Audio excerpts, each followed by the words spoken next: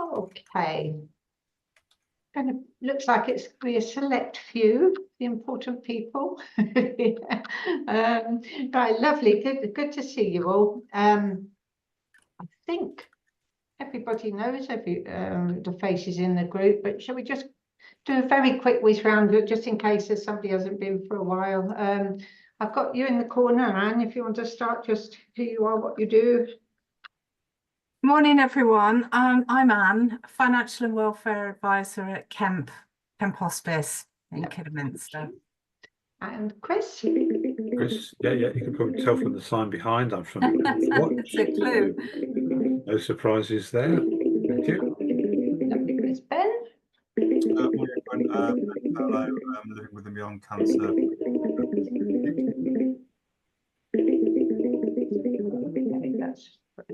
Sorry, that's Ben. Just going to have to ignore that. Lisa?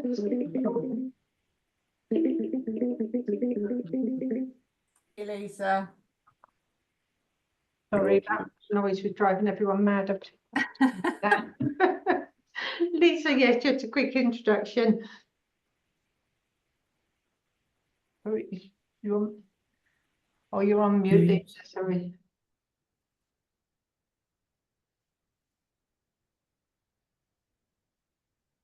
I think Lisa sent a message to say that her mic's not working. Oh, did you? I'm sorry. Right, I did it. I must have been distracted with, yeah, lovely. Because she can't hear us. Brilliant. Okay. And Teresa? I'm Teresa, and I'm the Macmillan Benefits Advisor in the North of Worcestershire, along with Lisa. And Claire? Oh, morning. Can you hear me okay? Yeah. Oh, good. Right. Haven't got a camera for some reason. But I'm here with Caroline. I'm the Macmillan Information Support Lead for South Worcestershire. Caroline, can you see Caroline? No. Oh, yes, just see the corner. Hello, Caroline. Yeah, hello, Caroline. Yeah. I'm the information and support worker. I support Claire for the team here. For South. For the South. So lovely to see you. And we should hopefully be joining us in a bit. She's just completed some fire training, so. Right. Okay. I see Lisa's. It looks like you're all right now. That's good. Okay. Well, what we're doing. Yeah. Hello. Sorry. Yeah. Apologies for that. I finally got it to work. Yeah. So I'm with I'm with Citizens Advice. Yeah. That's lovely. So we're making that, as you know, it's just it is a very informal group. We'll have an update of what our services are seeing and any news you want to let us know about. Yeah, I mean, obviously,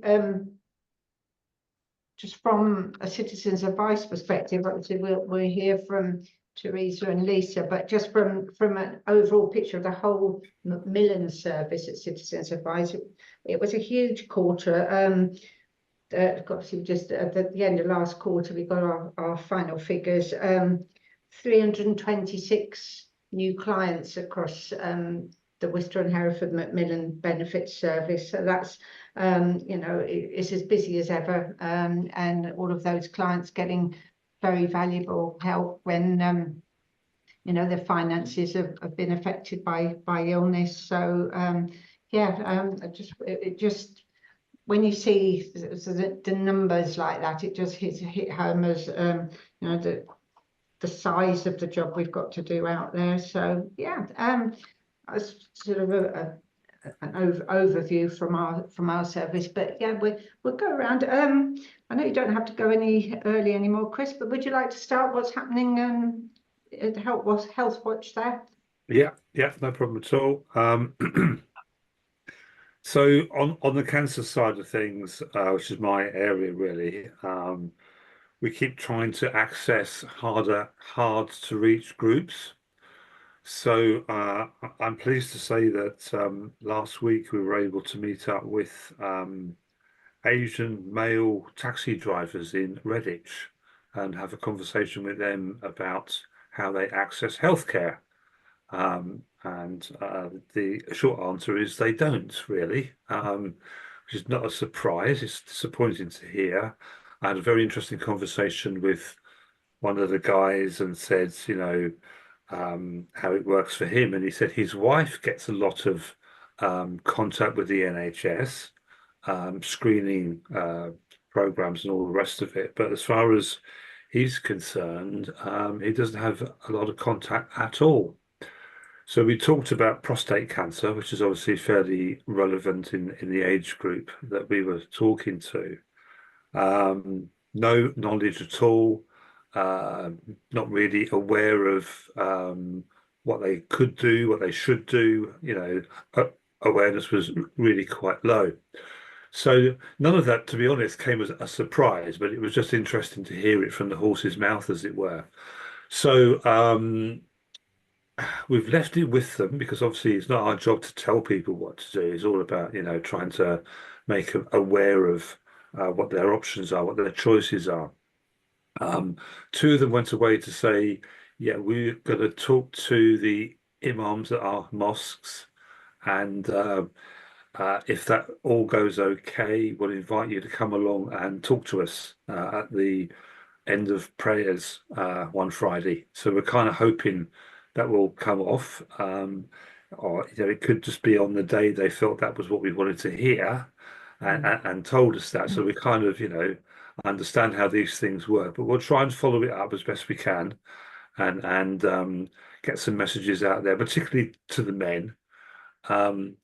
We also realise that if we do that, the GP practices in the area probably won't be happy with us, because obviously we'll be driving people into GP surgeries. However, it is the right thing to do. So if all that happens, we will inform the GP surgeries before we go.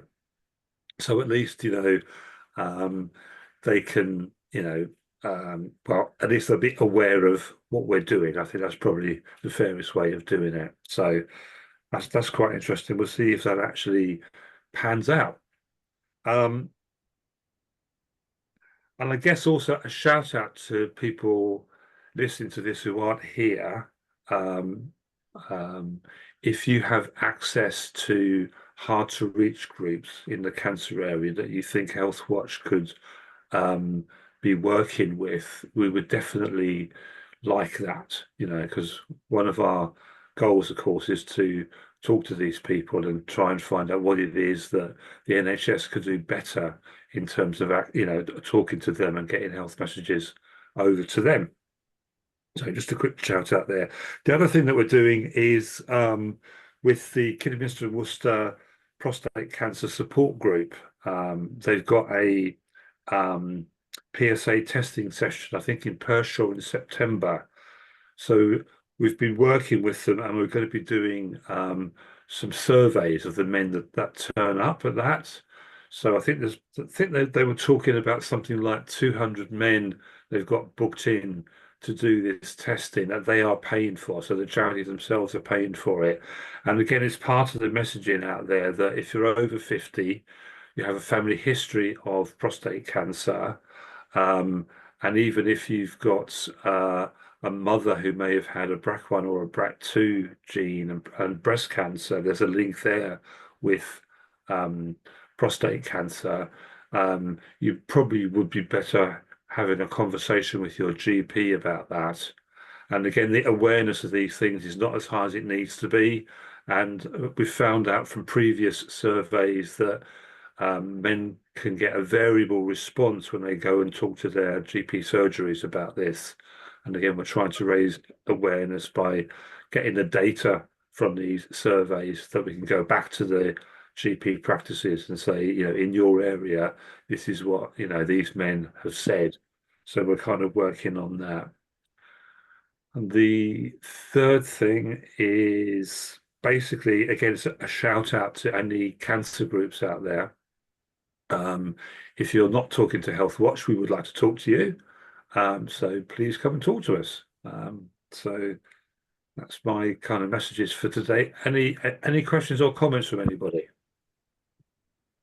That sounds Chris, can I just ask a quick question? I was going to sort of bring up in mind about the health inequalities bit, and obviously we met a couple of weeks ago, didn't we, when Alan Warnock had his day, and then we've got another day tomorrow. I don't know whether you're coming to that about patient stories. That's it's at Kidderminster Treatment Centre, so it's a whole day on collecting patient stories, and obviously the Asian group is one group that we're trying to look at to get stories from. I know it's very early days with your conversations with them, but do you know if any of them would be interested in talking to the ICB? If you flagged this with the ICB about potentially Alan speaking to them as well? I don't want to go into too heavy-handed, so I appreciate it. But no, it's important to be sensitive, and it was quite clear to me that we've gone as far as we could with the conversation with them on the day, you know, and I think the ball is in their court at the moment. We will chase them up, you know, but I think you've got to go at their pace. So that's kind of where we are with them, I think, really. And it's all about hearts and minds, isn't it? So you can't force people. You need to lure them in almost. Yeah, I think just getting one foot in the door, having that conversation just to start with is a great step forward, isn't it? So if you can keep us posted with that, and then I'll feed back to the ICB tomorrow. I will. Yeah, thank you. And I'm not there tomorrow, but have a good day. I think it's a good idea. Storytelling is a good way to get messages out there to people, isn't it? It really does work. Yeah. So how did you make contact with the group, Chris? Do they have meetings or? No, not at all. Simon Adams, who's the MD for Health Watch, we have various people that we work with quite a lot, and he pulled in some favours basically. So Sandy Croft in Redditch is one of the groups that we work with quite a lot, and they have short story, I suppose. The lady in charge of that group uses taxis quite a lot, right? And so she just basically, pulled in a few favours and said, "Look, can you get a few of your mates to come along and talk to these guys?" And she did. So that's how these things work, isn't it? Excellent, great work. Yeah, well, let's hope you get to speak to them after the prayers. Yeah, okay, lovely. Thanks, Chris. Go around on my screen, and Teresa, you're there next. A little bit about what's happening in the Macmillan team for your side of things. We're still really busy. I haven't got anything specific to say unless Lisa has. So it's just busy, just looking after the clients, and it's all right. I was off last week, so I'm a bit. I'm a bit. So just busy at the moment, I think. Is it a lot of unless Lisa's got something else to say. What about you, Lisa, then, from the other half of the team? I'm on. Yes, just as Teresa was saying, very busy. I suppose the only thing I did want to sort of raise was I'm sort of experiencing, and have been experiencing for a while, a lot of some clients and their families are responding to misinformation about benefits and the current situation with the right wing.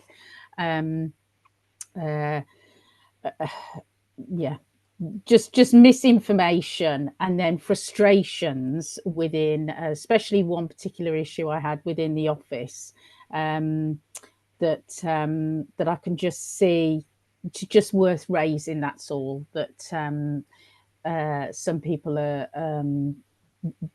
they wary of coming forward? Is that what you're saying? They're wary. Are they wary to come forward? Are they not wanting? No.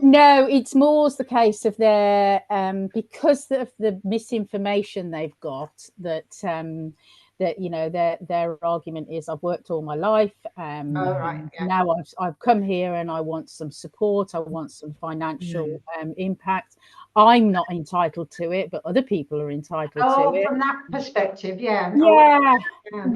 which I mean, I have it a lot on the telephone, to be fair, because again, it's people's expectations. They expect that there's a lot of financial support out there, and there isn't. And Yeah. that seems to be the sort of the go-to response. Yeah.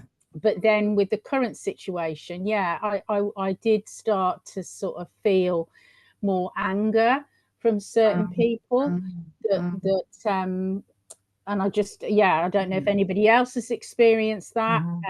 But like I said, it's all down to misinformation on social media. Lisa, yeah, can Lisa. I ask where this misinformation specifically is coming from? Because, like you say, I think it's something that we all experience. People do have misconceptions about benefits, and when we go in, we kind of, that's our first protocol is to manage expectations, isn't it? So that they're not, don't expect the world and aren't disappointed. But are you finding there is a specific channel of misinformation that we should be aware of? I think that it's been sort of, they sort of say, oh, I see it on Facebook, such and such has got this and they've never worked a day in their life and they've come over So here. more social media type of things. Yeah.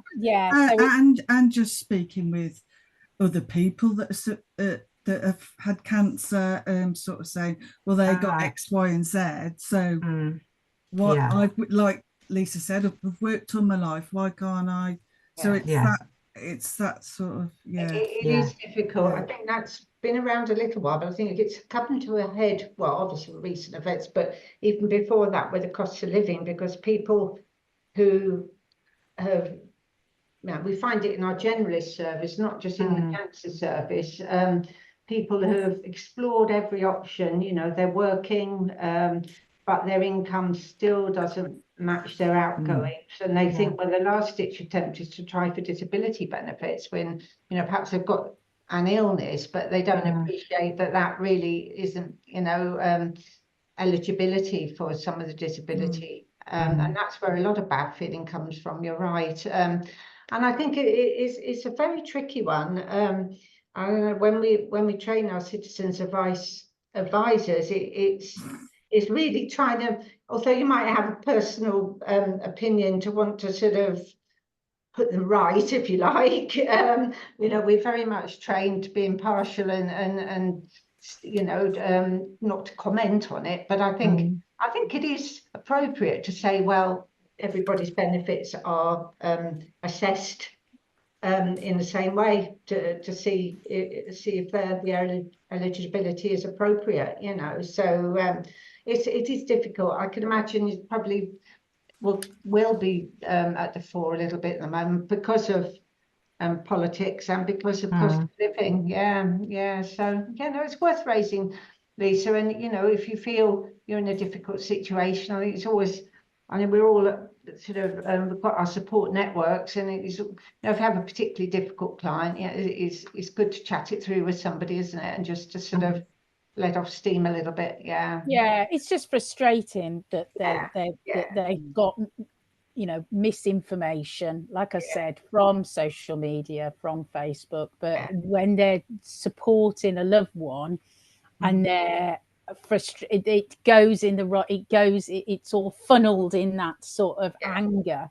And I just wondered if anybody else had sort of started picked up on that, because obviously I kind of picked up on something else you were saying, when you're caring for a loved one, because I think that it's been business as usual for me. I've not been exceptionally busy. We just have a steady stream. It always is. But something that I've seen a lot of, and it is a lot of, it's more than 4 or 5 people, where they're carers, their interaction with Department of Work and Pensions has not been good. Insensitive is a kind word. I think that I don't know whether you are coming across this, but it seems to be a theme with me where carers are involved because of loss of income, looking for income replacement benefit, that they're being told to go out to work. And it's almost literally like that. And I get the impression that at the Department of Work and Pensions, in the call centres, they must be following a flow chart. And it's very just heartless, totally heartless. And the way they're going through, they've got people that they're caring for that are end of life, and they really are spoken to in a beyond brusque manner. It's heartbreaking. But when you get those people in front of Department of Work and Pensions, like the job centre, you'll get somebody face to face, get them a face-to-face appointment, totally different, totally different. There's sensitivity and support there. So I don't know whether you're finding that. You know, you were saying about misinformation, but the carers that, you know, I'm supporting at the moment, there's at least 4 or 5 that I can think of have had the most awful experience in very recent month or so. I think you're right with Lynn, who works at St Richard's Hospice for us. She had a client. It was actually it was a bereaved client. The partner had passed away in the last. It was only about a month, but you're quite right. The job centre was saying, "Well, universal credit is finished. You know, you need to get back to work. You've had your sick note for exactly. Really beyond brusque, brusque. And I've had a couple of sisters looking after a mother, and they've done so for the past 10 years. And, you know, that they've dedicated their lives to her, and they contacted Department of Work and Pensions through the Tell Us Once service for the mother's benefits, but their benefits completely went out of their heads until a couple of weeks later. When they did the telephone call, they were told, oh, well, do you know what? You could be prosecuted because you're late telling us. And it wasn't late. It was a fortnight. You know, that sort of language. I don't quite know how you go to complain about that. You know, I don't know what avenue you can use. Does anybody know how you can? The DWP do have relationship managers for each region. Because that might be the first point of call. Is finding out who that relationship manager is. Does anybody know? I think we did make contact. I'll double check with Ruth, who's unfortunately not here today. She had to contact them about something, but she's in Hereford. But I believe it is that whole district. So I'll check for you. And thanks, Sonia, that would be great, because the thing is that if it's one person, you think, you know what, you got somebody on a bad day. But this is it's a theme. And I'm guessing that they're working from scripts, or, you know, I'm thinking of somebody sitting there with a flow chart being told, this is what you follow, you know, do not deviate from the script.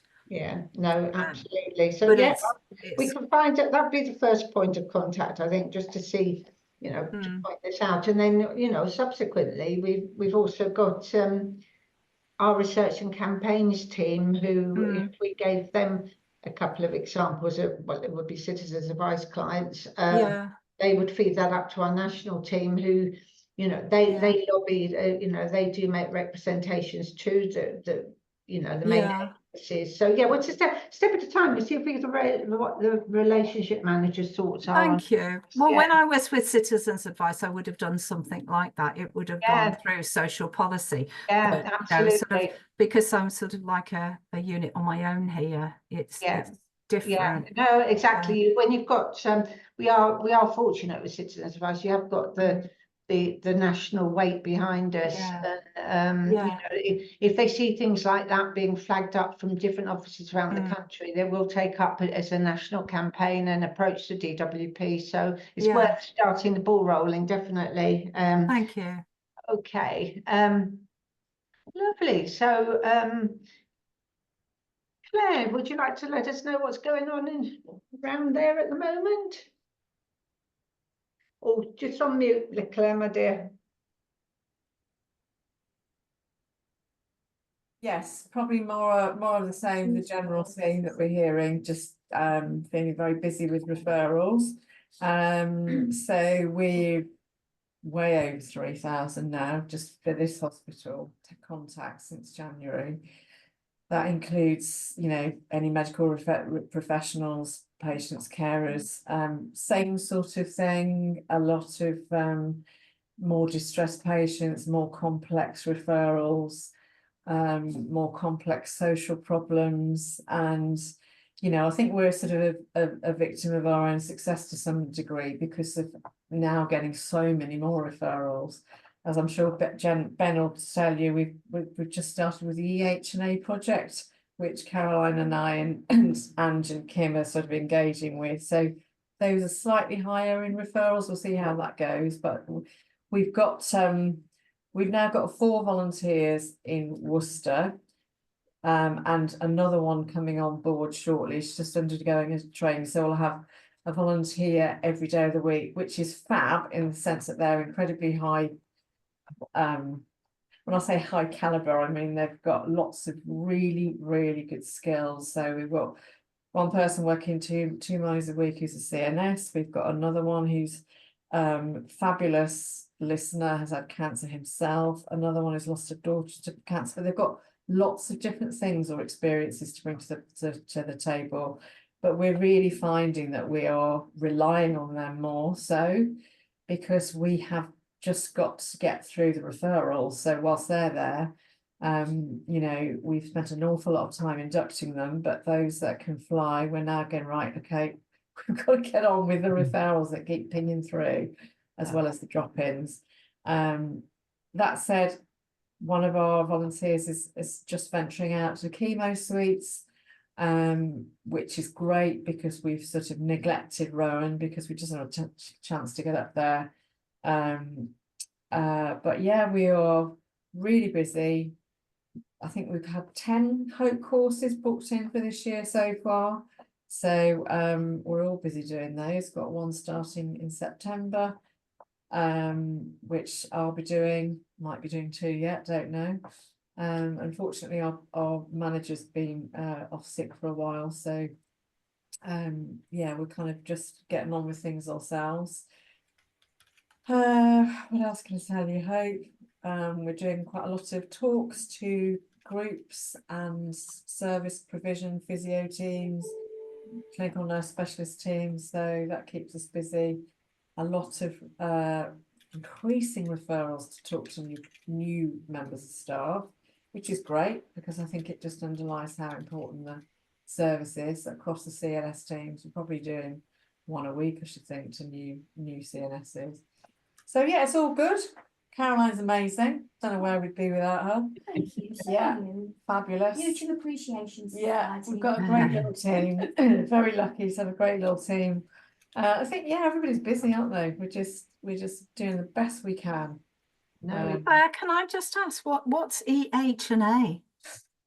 So it's electronic holistic needs assessment. I'm walking all over Ben here, but it's Ben's project setting up the electronic holistic needs assessment with 2 tumour sites at the moment, which is just, Ben, I'll leave it to you, but basically it's just rolling. He's rolling out a programme. So the referrals for an electronic holistic needs assessment are coming to us. So in other words, it's not on paper. They're sent via email. Right. Yeah, Ben will talk to you about them. So it's the way your referrals are sent, basically. No, everybody under the NHS guidelines should have an holistic needs assessment. Right. You know, okay. technically at around diagnosis, 3 months ish in, and then into treatment. Everybody does it slightly differently, but that's our aim. Obviously, every tumour site here is incredibly busy. Everybody does it differently. Right. So we receive all the paper paper H&As that go out to all patients. And those who complete the form, documenting their sort of non-clinical and clinical needs, will get a call from us and will be signposted accordingly. Right. As I say, Ben is now looking at the electronic version of that and piloting into tumour sites. And we are receiving the referrals, which are just starting to come through now. So we're getting our heads around that. Okay. At the moment, we appear to be having more for those tumour sites than we would have if it was paper, but we'll see how it goes. Oh, thank you, Claire. No, I did apologise. Our service is a bit reduced for a couple of reasons this week. So yeah, we're not helping your workload with that, but it's we're hopefully back to normal next week. So yeah, apologies for that as well. Oh, don't worry, we're all in the same boat. I know it's difficult, so it's great. We've got a good team, and we work very closely with your team and communicate very well. So I think the buddy service in Worcester is changing. I gather that I don't know whether you've heard that Nikki and her colleague will be no longer working for buddies. I'm not quite sure what's happening with buddies in Worcester, but we will be referring to the National Buddy Service in the interim from after the end of this month. So not quite sure what's happening there. We need to find out from Macmillan. So yeah, that's news. Oh, great. Thank you very much, Claire. So Ben, would you like to follow that up then with this, obviously? I think Claire said everything now. No, I haven't. You do the technical bit. Yes, just to follow on the EHNA. So yeah, Claire described it well. But so we're doing it over it's a 3-month pilot, and the reasoning behind it is because the data we get out the other end is a lot better, so we can see exactly what people are putting on their holistic needs assessment. So then we can see if we've got enough people to support with the demand of what's coming through on the holistic needs assessment. So we know straight away how many people are asking for financial help, psychological, clinical nurse specialists. So that's the reason we're running the pilot, just because it's quite data rich. The not necessarily the down, it's a good thing, but as Claire said, we're getting more referrals in because of that, and which is good from a patient point of view, because they're ticking the things that they need support with. Obviously the knock-on effect is it makes Claire, Caroline, Kim and Ange busier, and then the knock-on effect with that is it could be more referrals into citizens' advice. So, and it is quite an onerous thing to do, as I'm sure Claire will attest to, because of going into the systems to look at all these different referrals, and then rather than just having a piece of paper that comes in normally, it's just a bit more long-winded, isn't it? I would think is a way of describing it, Claire, to go into the system. And it's also, from our cancer navigator's point of view, it's quite onerous system to use. But the reason I wanted to do it from a pilot point of view, we're doing it at diagnosis for patients. We've done it previously for holistic needs assessments 3 months post-diagnosis, and we just didn't get the engagement from patients. So that's why we're trying it again for a 3-month period, just to see how it looks. And the stuff that's coming out at the other end is really good, but it's trying to balance that up with how long it's taking everyone to use the system, because time is so precious across these tumour sites. And certainly from my point of view, and I'm sure Claire and Caroline will agree, rolling this out to every single tumour site, it then becomes a full-time job for me, Claire and others. So we'll see what it looks like after 3 months, and then what I'll do is I'll pull all the data off, and then I'll share the data here as well, so that you can see what's coming out, what people are ticking. So I think that's useful for you people to understand as well going forward. So that's EHNAs. Chris obviously touched on earlier the work we're doing with patient stories and health inequalities. So I'm working with Alan Warnock. I don't know whether you're familiar with Alan. He might have met some of you. He is the community engagement officer. It's a Macmillan funded post for 3 years, and the role of his job role is to work with communities that don't engage with health services from whether a cancer point of view, whether it be from a screening process or from sort of the support after they've been diagnosed with cancer. So he's looking at Gypsy Roma Traveller community and also the Asian community as well. So we've had a couple of workshops. They've got a three-year plan of what they're going to do. So we've got another event tomorrow, which is about collecting patient stories, which is, as Chris said, is really sort of important, because we need the patients to be telling us what we can do better to support their community. So a bit of an ask from me, if you've got any patients from these communities that you've worked with that you would think would engage with us to sort of help tell their story, that we can then engage back into their communities, it would be really helpful, because it's so hard to get in the door with these with these communities, as Chris said. So you kind of do have to do the calling in favours, but I think that the patient stories really helps. It's much easier for somebody from their community to sell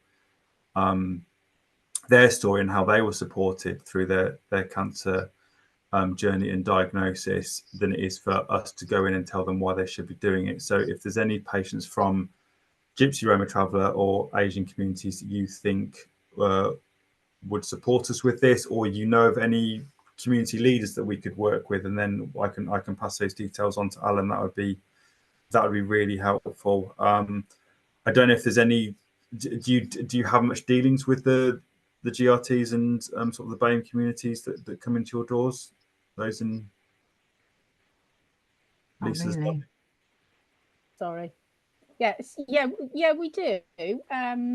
Like you said, it's encouraging them to engage, really, isn't it? But yeah, over a period of time, we have had a few people. I mean, the most obvious thing that is a problem if they haven't got a birth certificate. That can sometimes be really problematic. Yeah.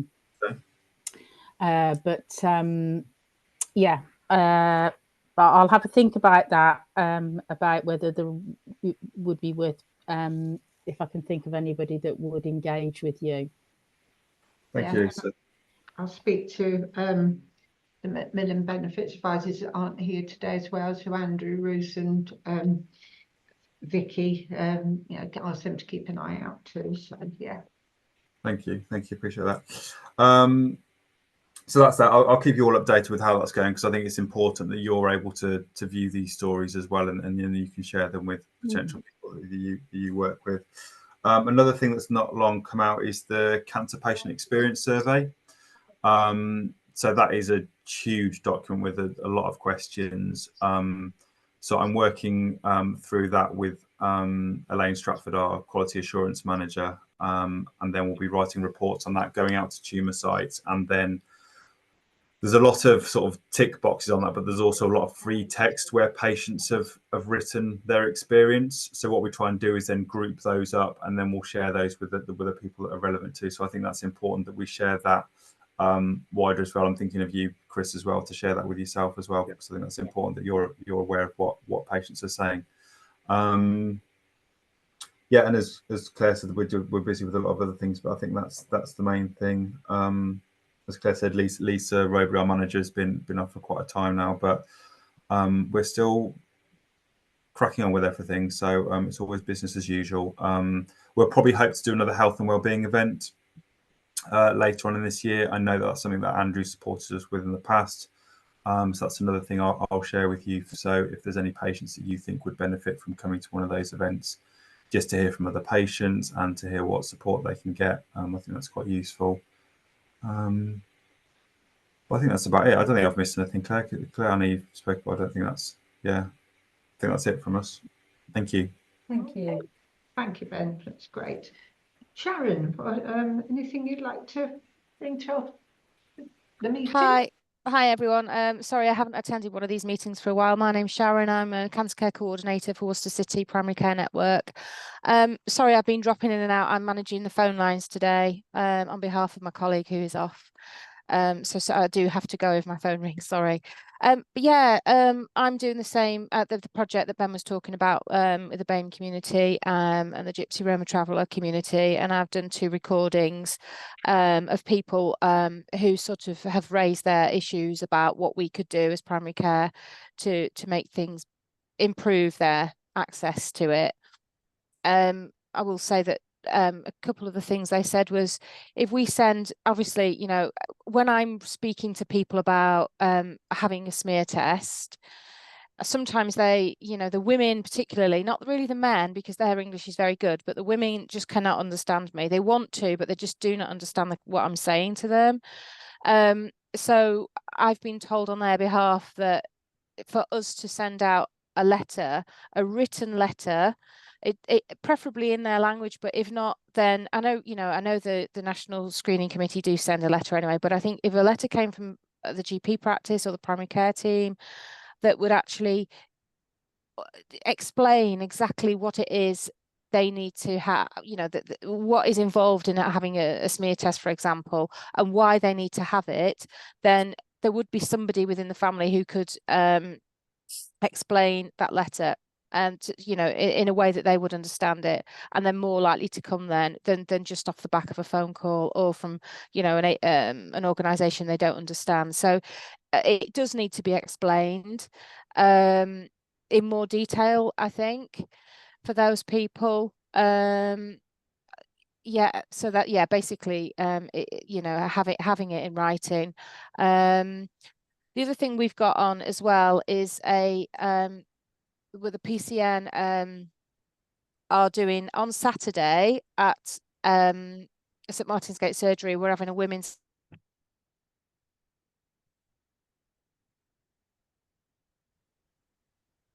We've lost her now.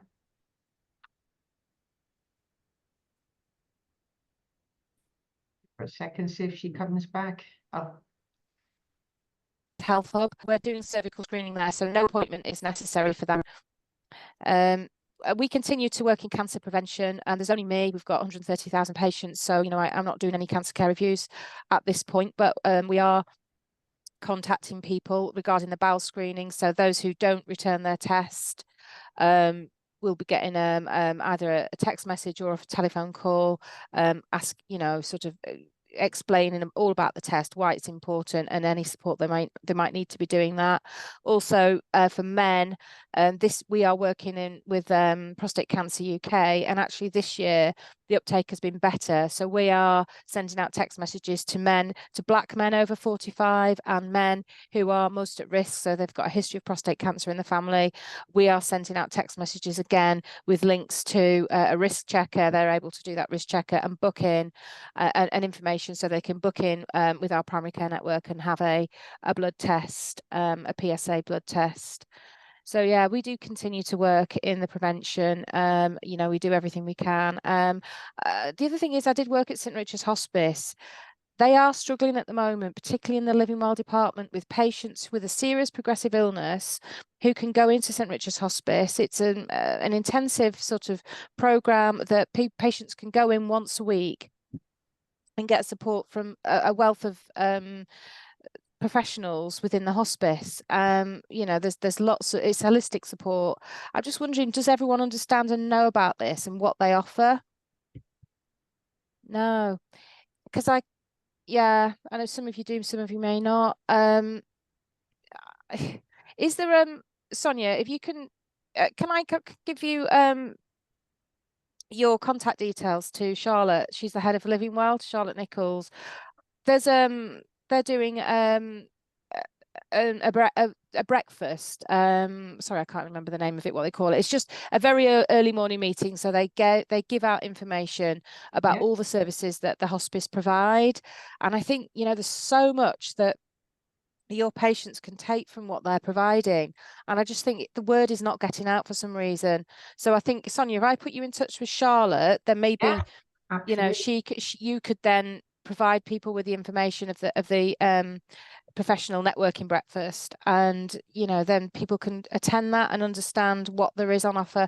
They're amazing, and there's so much, you know, that your patients would benefit from, and I think it's just not getting out there. What they're doing is just not understood.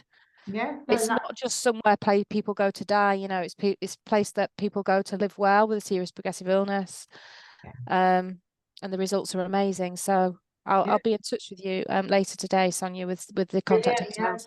That would be great, because yeah, obviously we've got an advice service based at the hospice, and the clients they see there, they would be, you know, putting in touch with all the other services in St Richard's. But you're right, it's a wider scope of what they could do in the wider community. Yeah, it'd be great. I mean, you know, they have the HCAs that go out and sit with people to give their carers respite. You know, they've got the nursing, the CNS support as well, you know, so it's not all about what they can provide in the bedded unit for end of life care. But yeah, I think there's a lot we can all learn about what they do. I mean, I've been gone for nearly 2 years now, and things have changed a lot, but this professional networking breakfast might be useful for some people. Brilliant. Yeah, lovely. Put her in touch. That'd be great. Thank you. Do you think that would be useful for the camp hospice services as well, Sonia? Because of, you know, us not being a bedded hospice, but we have the holistics here and befriending, and, you know, there are a lot of services that perhaps people aren't aware of. Yeah, well, our frontline advisors, if we have information of exactly what you provide, that would be brilliant. And the more options that we have when the clients come through, you know, because we have the first point of call when people come to us is like sort of a triage. What help do you need? And we sometimes are lost to, you know, what agencies shall we signpost them to. Yeah. So the more information we've got, be brilliant. Yeah, yeah. Okay. Primrose offer is very good as well. Same. Yeah, exactly. You've got the Primrose at Bromsgrove, haven't you? Offering holistics and things. Brilliant. Yeah. Okay. No, that's all very useful. Can't see Joe, but are you there, Joe? Do you want any updates from Herefordshire? Yes, I haven't got my camera on today. Yeah, just to say the same as everybody else has been saying, really. We have been busy, and I won't shout it out too loudly, but we have had a little bit of a lull. But I guess that's because referrers are on holiday, because it's holiday time, isn't it? So I guess the advisors are catching up on casework and things, so it's been very good for them as well. So all good in Hereford. Brilliant. Thank you, Joe. Okay. So, yeah, I haven't missed anybody out like I usually do. That's great, folks. We set the next date. We said we thought we'd go 4 monthly instead of 3 monthly, if that's still sort of the consensus, so that it just gives us a chance to, because we're all so busy, and then, you know, we do have some news to share then as well. So that, goodness me, that takes us to December, isn't it? August 1, 2, 3, 4. Yeah, we'll have mince pies and Christmas hats on. I think. Yeah. Oh no. So yeah, so December, yeah, what about Tuesday the 10th? Shall we pencil that in? Does that, yeah, I know it's early days, but if we, good, lovely. So we'll pencil that in, and we'll get that confirmed. So super, we'll there's a few bits of info we're going to share after the meeting, and then remains to. Can I just ask Chris if I could just stay on, please? Chris Byrne, please. Thank you. Okay. Yeah. Yeah. All right. Lovely. So the rest of you, thank you very much for your input. Great to see you, and enjoy the rest of the little bit of summer we're having. Yeah. All right. Cheers. Thanks. Bye. Bye.